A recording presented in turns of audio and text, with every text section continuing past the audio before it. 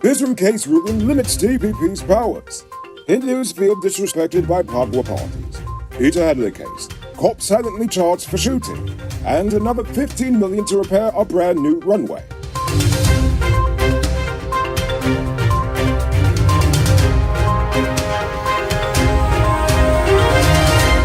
I'm Enrico Bulford, and this is Uncut News. Do you see news happening? Send us a tip on WhatsApp at 592-659-6151. Following the CCJ ruling on Tuesday, the DPP Shalimar Ali Haq cannot direct a member of the judiciary. The government will now have to amend the laws to remove this power from that office. After a magistrate had dismissed Bisram's murder case, the DPP had directed the court to reopen the case. But Bisram challenged the DPP's directions, and the matter went all the way to the CCJ, which ruled the powers given to the DPP as unconstitutional. Unconstitutional because only an organ of the judiciary can direct another organ of the judiciary because the judiciary, as a whole, is independent. And the DPP is not considered a part of said judiciary. Ahead of this year's observance of the Hindu Spring Festival Pagwa, Government Minister and head of the Guyana Hindu Dharmic Sabha, Dr. Vindya Prasad, is asking promoters to stop tying their party events to the sacred religious festival.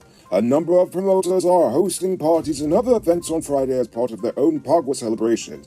However, Dr. Prasad made it clear that it's quite disrespectful to them to use the religious holiday to promote secular vulgar parties full of alcohol, non-vegetarianism, and other forms of revelry shunned by the faith. Prasad said as a secular country, there should be a deep respect for all religious holidays, and she definitely wants people to learn more and celebrate with them, but celebrations shouldn't be outright offensive to said religious community. Indeed. Some 3 weeks ago, Lance Corporal Thoen Carroll was charged with neglect of duty after he was accused of fatally shooting 45-year-old Peter Headley on May 15, 2021, while Headley was being transported to the Providence police station. However, this only came to light yesterday when Region 4 B Division Commander Mahendra Suryanarayan was contacted for an update. Suryanarayan said he was charged with neglect of duty for his failure as the person in charge of the patrol to ensure that Headley was appropriately restrained by handcuffing him. The matter is currently being tried by a gazetted police officer as it's a departmental charge. Last year, the DPP recommended that the Lance Corporal face departmental charges after she had ordered an inquest into Headley's death. Yesterday, the cops arrested a 30-year-old businessman after the police found over 5 pounds of cannabis, a large quantity of expensive smuggled liquor, and almost $20 million worth of local and foreign currencies in the man's house in Georgetown. In addition to the unnamed mysterious businessman being arrested, his wife, mother-in-law, and a cousin of the wife were also taken into custody. Later that afternoon, they seized 3 DVRs from another home in Providence owned by the businessman. Charges could be filed in the new week. Now it's time to tell you about the best price car of the day. Currently on sale is 2014 Audi Q3. It comes with Bluetooth, mug rims, new tires, TV, CD, stereo, fog lamps, electronic parking brake, park camera, and much, much more. Buy cash for $5.6 million. All pay down as low as $1,120,000 down, with around $108,000 monthly for 5 years, and it's yours. Call or WhatsApp 662-0844 for more info. Or visit the showrooms at Lot 171 Peterborough Street, Queenstown, or Lot 2 Lamar Street, and tell Enrico sent you for the sweet deal. Today, 49-year-old GRA Customs Officer David Ali was released on $200,000 bail after he was charged with 2 counts of discharging a loaded firearm and injuring 2 horse cart operators in a lot near his home on Sunday last. Ali pleaded not guilty to shooting Anil Prasad and Ray Gonzalez to the leg and foot as they were cutting grass. The case was postponed to March 20th for statements. On Thursday, 39-year-old Lennox Soldierman Roberts was sentenced to 12 years in prison for the fatal shooting of 48-year-old businessman Ganesh Ramlal during a robbery in 2015. Ramlal was the proprietor of the Regent Multiplex Mall. Last month, Roberts was arraigned for murder, but opted to plead to the lesser count of manslaughter. During the case, Roberts reportedly told the court that he is innocent, and he took the plea because he wanted to return to his family eventually.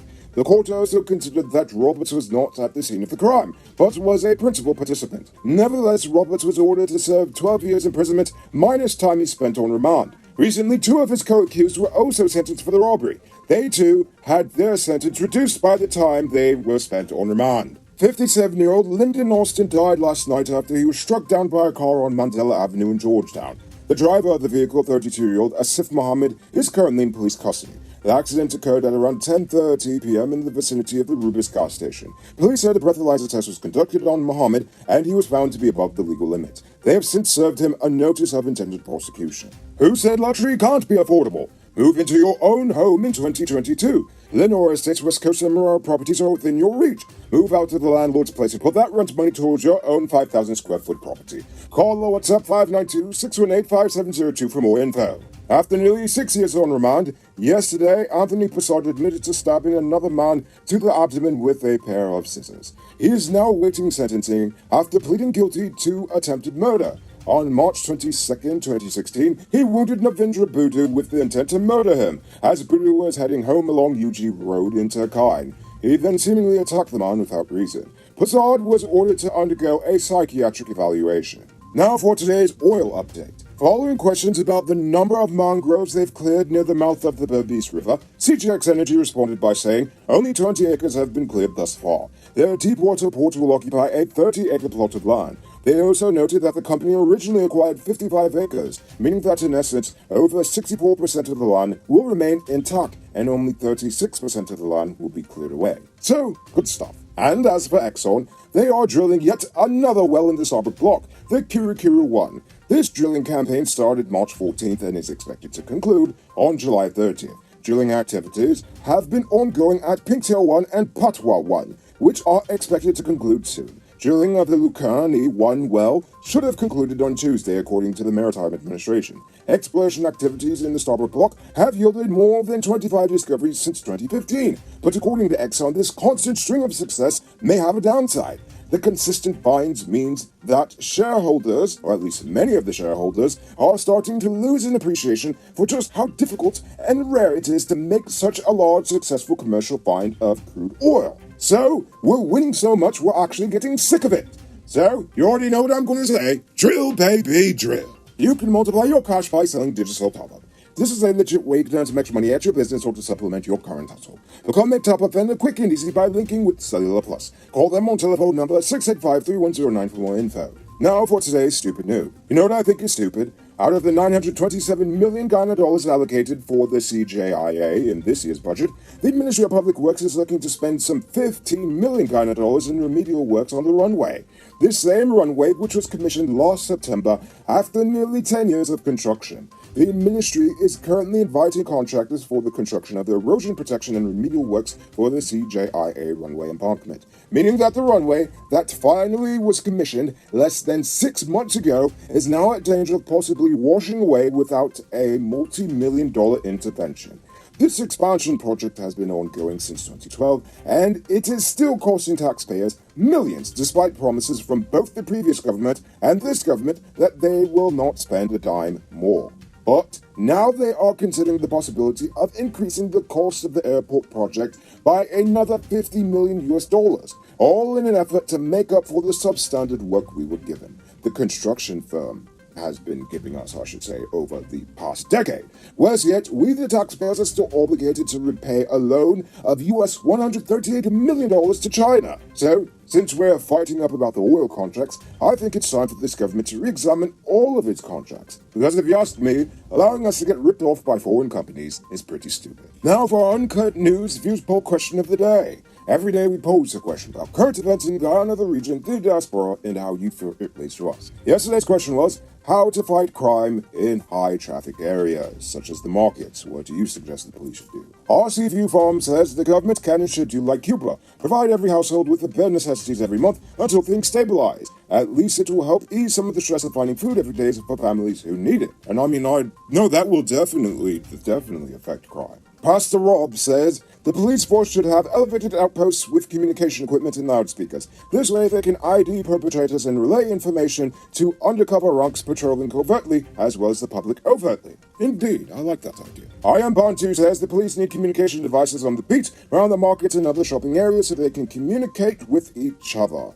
The police should not be dealing with passports and licensing of vehicles. Let customs handle passports and create a department of motor vehicles to handle licensing of vehicles of every kind. Let the police do policing. Exactly, I agree with that 100%.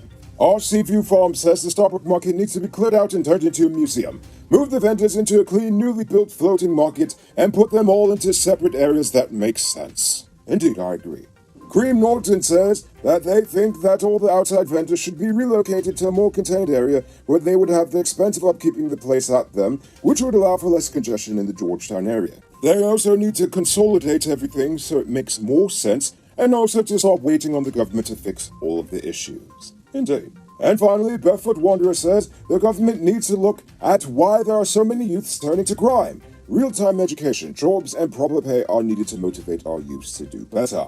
Guyana has so much land and healthy soil, so why aren't there more farming programs for the youth to cultivate the crops and to feed the nation? I agree 100%. Instead of importing all this food, we need to be growing it ourselves. So for tonight's question, I want to know, do you believe that the government should try to renegotiate this airport contract, or should they just leave it as it is? I want you to think about that question. Tell us in the comments below. If your response is good enough, we just might feature it in our next episode.